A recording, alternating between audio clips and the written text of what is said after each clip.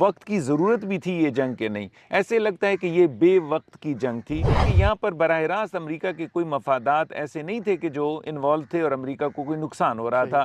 وہ ایک دم سے اس جنگ میں کود پڑتا ہے. ایران کے پیچھے روس اور چین آ جاتے ہیں تو یہ واقعی پھر تیسری جنگ عظیم کی سی صورتحال سامنے ہوئی. 1973 میں جو آئل کرائسس آئے تھے, یہ والا جو آئل کرائسس ہے مجھے اس سے زیادہ جو ہے وہ بدتر نظر آ رہا ہے. میرا یہ خیال ہے کہ بہت زیادہ دنیا متاثر ہوگی. ایک دم سے 55 روپے پر لیٹر کے تیل کی قیمت کو بڑھانا, پھر یہ کہنا کہ ہر ہفتے اس کو ریوائز کیا جائے گا, اس کا مطلب یہ کہ یہ قیمت ڈبل ٹرپل بھی ہو سکتی ہے. تو آپ تو لاک ڈاؤن کا انتظار کریں. یہ افغانستان کے ملک کے اندر اینٹی پاکستان کارڈ بڑا بہترین کھیلا جاتا ہے.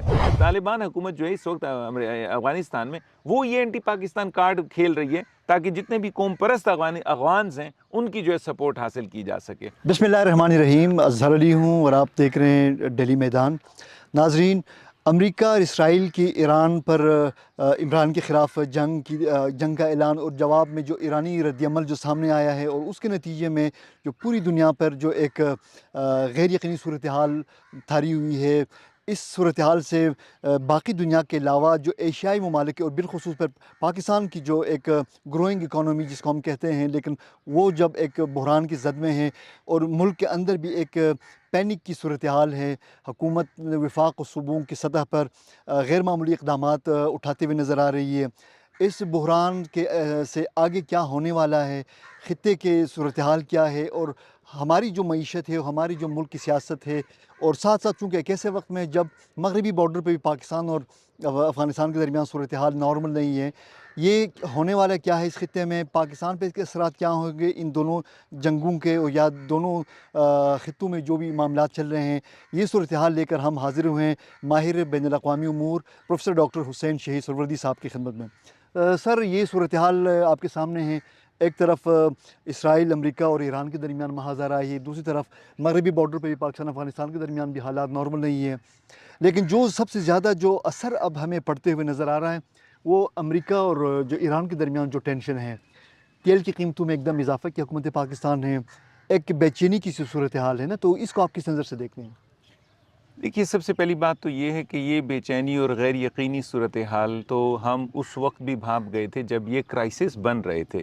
یہ جب بحران بن رہا تھا, ابھی حملہ نہیں ہوا تھا, ہمیں اندازہ ہو گیا تھا ایران بہت اہم ملک ہے یہ خلیج فارس میں, اور یہاں پر اگر ایران کے اوپر حملے ہوتے ہیں تو لازمات ہے. اور جب بھی ایسا یہاں پر ٹینشن ہوئی ہے, آپ کویت کے زمانے میں دیکھ لیجئے کہ جب عراق نے کویت پر حملہ کیا, جب عراق کے اوپر امریکہ نے حملہ کیا 2003 میں, ان تمام اوقات میں جو ہے تیل کی قیمتیں بڑھیں اور ساری دنیا میں جو ہے ایک غیر یقینی سی صورتحال جو ہے وہ ہم دیکھنے کو ملتی ہے ہمیں.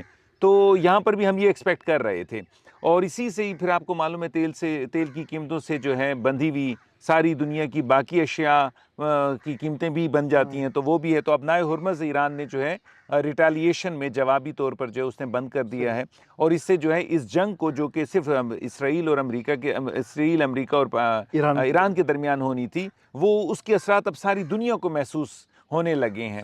ایک تو یہ بات ہے. دوسری بات یہ کہ دیکھیے, ہمیں اس چیز کا احساس کرنا چاہیے تھا کہ وقت کی ضرورت بھی تھی یہ جنگ کے نہیں. ایسے لگتا ہے کہ یہ بے وقت کی جنگ تھی. بہت سے اس کی وجوہات ہیں. سب سے پہلے تو یہ کہ مسلمانوں کا رمضان کا مہینہ ہے. اکثر ایسے جو مہینے ہوتے ہیں, مقدس مہینے ہوتے ہیں, کوئی ایسا تہوار ہوتا ہے تو اس میں ہم اوائڈ کرتے ہیں کہ جنگ نہ ہو, وہ جنگ ہو گئی. دوسری بات یہ کہ یہاں پر براہ راست امریکہ کے کوئی مفادات ایسے نہیں تھے کہ جو انوالو تھے اور امریکہ کو کوئی نقصان ہو رہا تھا, وہ ایک دم سے اس جنگ میں کود پڑتا ہے. پھر یہ کہ اسرائیل اگر وہ دیکھ رہا تھا تو انہوں نے تو پہلے بھی جون کے مہینے میں آپریشن مڈ نائٹ ہیمر اسرائیل اور امریکہ نے حملہ کیا تھا ایران کے اوپر, اور اسے ان کے کافی زیادہ جو اہداف ہیں وہ پورے ہو چکے تھے. اب اس کے بعد اگر اسرائیل بھی حملہ کرتا ہے تو وہ بھی کچھ سمجھ سے بالا ہے. پھر اس کے بعد اس کے جو جواب آ رہا ہے ایران کی طرف سے بہت زیادہ مہلک و بہت خطرناک ہے. اس نے تو تمام کے تمام مڈل ایسٹ کو جو ہے وہ جنگ میں انوالو کر لیا, اور لازمات ہے وہ خود بخود ہوگا کیونکہ امریکہ کے وہاں پر اڈے ہیں, امریکہ کا بحری بیڑا، 2 بحری بیڑے کھڑے ہوئے ہیں، تیسرا روانہ ہے، تو اس سے پوری کی پورا علاقہ جو ہے وہ جنگ کی سی صورتحال، جنگ کی اندر جو ہے جھونک دیا گیا ہے۔ تو میرا یہ خیال ہے کہ وقت کا تقاضا یہ ہے کہ جتنا ڈیمیج ابھی تک ہو چکا ہے اس کو کنٹین کیا جائے، اس کو روکا جائے۔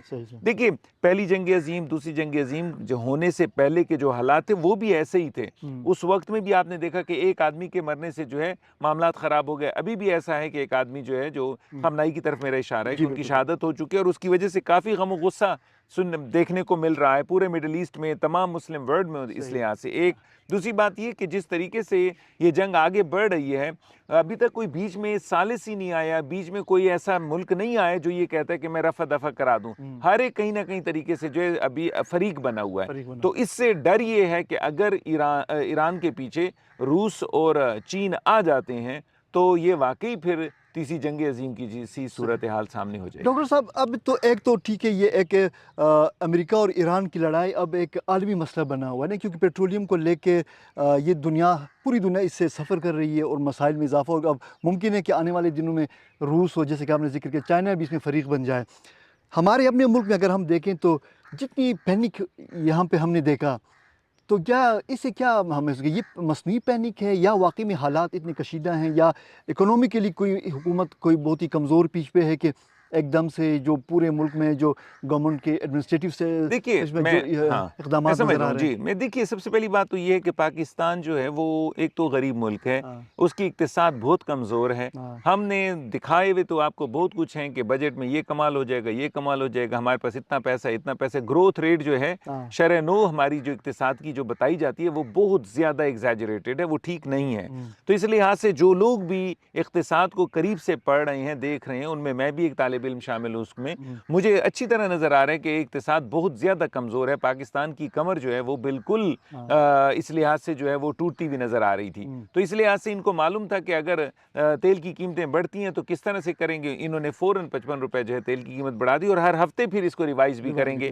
ایک بات، دوسری بات لازمات ہے، جب اتنا زیادہ جب پیٹرول کی قیمت بڑھے گی اور پاکستان کے پاس اتنا پیسہ بھی نہ ہو کہ اتنا مہنگا پیٹرول خرید سکے، تو لازمات ہے پھر بہتر یہ ہے کہ آسٹیریٹی میجرز لیے جائیں، سادگی اختیار کی جائے۔ تو انہوں نے پھر اس لحاظ سے بھی میجرمنٹس لیے ہیں، اور زیادہ تر جو ہے جمعہ ہفتہ اتوار کی چھٹی بھی ڈکلیئر کر دی۔ یہ تمام میجرز میرا نہیں خیال کہ کوئی بے احتیاطی ہے یا کوئی پینک کی سچویشن، افراتفری کی سچویشن میں آ کے حکومت نے یہ کام کر دیا، ایسا نہیں ہے۔ میرا خیال یہ ہے کہ ابھی برا وقت آیا نہیں ہے، ابھی آنے والا ہے، اس کے لیے یہ پیش خیمہ ہے جس کے لیے کہ انہوں نے اپنے آپ کو پہلے سے تیار کر لیے۔ ساری دنیا کو اس وقت بہت برے طریقے سے محسوس کرنا پڑے گا یہ والا جو دھچکا لگا ہے تیل کی قیمتوں کا۔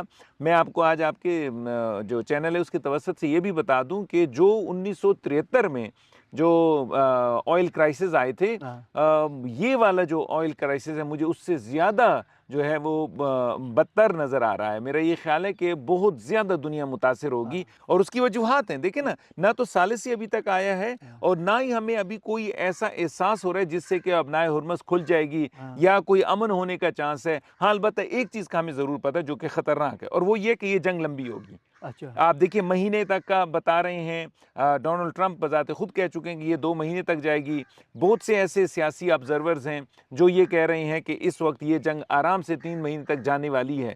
تو اگر یہ جنگ اتنی لمبی ہو جاتی ہے، اگر ایران کے حملے، تابڑ توڑ حملے جو ہیں خلیج کے ممالک میں جو امریکہ کے اڈے ہیں ان پہ جاری رہتے ہیں، تو لازمت ہے پھر تو نہ تو کوئی جہاز اڑ سکے گا اس علاقے سے، پیسنجر پلین جس کی بات کر رہا ہوں، نہ کوئی یہاں پر آئے گا، نہ جائے گا، نہ کوئی انویسٹمنٹ ہوگی، نہ فورن انویسٹمنٹ کے طور پر پیسہ آئے گا۔ جب لوگ نہیں آئیں گے تو پھر پیسہ بھی نہیں آئے گا۔ تیل جو ہے اس کی رسد بند ہو گئی ہے، لوگوں کو تیل چاہیے۔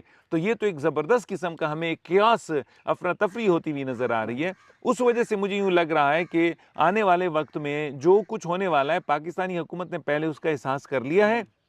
یہ جو انہوں نے اقدامات کیے ہیں بالکل افراتفری میں نہیں کیے ہیں، یہ ان کو پتہ تھا کیونکہ پاکستان کی اقتصاد کمزور ہے، تو اس لیے انہوں نے پہلے سے یہ اقدامات ڈاکٹر صاحب آپ نے بتایا کہ اب جنگ قریب کے دنوں میں رکنے کا کوئی امکان نظر نہیں آ رہا بظاہر، کیونکہ کوئی بیچ میں ابھی کوئی ثالثی کے لیے آیا ہی نہیں ہے۔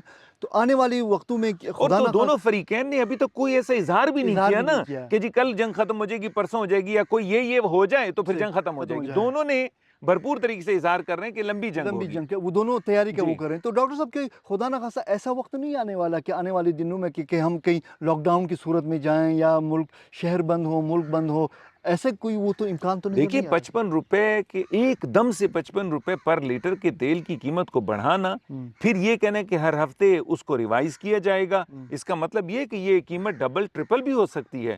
तो आप तो लॉकडाउन का इंतजार करें, ये मतलब ये 2 दिन के बाद तमाम पाकिस्तान के जो तालीमी इदारे बंद हो जाएंगे। 2 सूबों ने तो ऑलरेडी बंद कर दिए हैं और वो ऑनलाइन हो गए हैं, और उसके बाद ये लॉकडाउन की सी सिचुएशन बनने वाली है। और अभी जो ये कह रहे हैं कि 50% सरकारी दफ्तरों में जो है हाजिरी होगी, मुझे लगता है इसके बाद तो ये 80% तक जा सकती है, सिवाय जरूरी अफराद के या पुलिस महकमा हो गया, सिक्योरिटी फोर्सेस हो गई, इनके अलावा मुझे नहीं लगता कि इनमें से कोई भी दफ्तर जाने के काबिल होगा अगर डबल ट्रिपल तक कीमत पेट्रोल की बढ़ जाती। याद रखिए पेट्रोल बुनियाद है किसी भी मुल्क की इक्तिसाद का, बल्कि किसी भी मुल्क के चलने का।